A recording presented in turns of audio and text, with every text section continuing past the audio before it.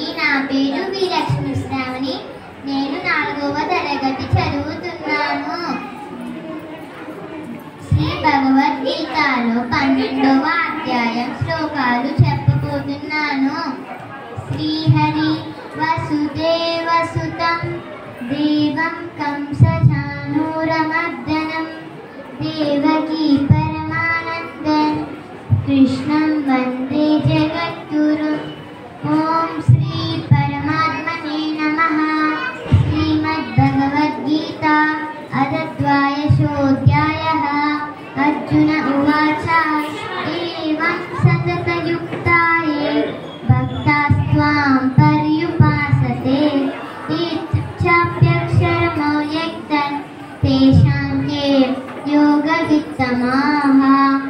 శ్రీ భగవానువాచ మయ్యావేశ్య మనో ये मां नित्ययुक्ता उपासते श्रद्धया परयोपेतास्ते मे युक्ततमा मताः.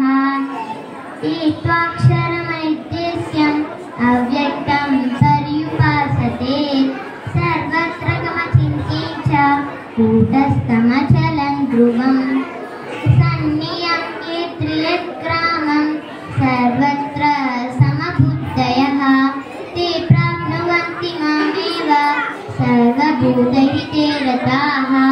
क्लेशोऽधिकतरस्तेषाम् अव्यक्तसक्तचेतसाम् अव्यक्ताहितजिद्दुःखं देहवत्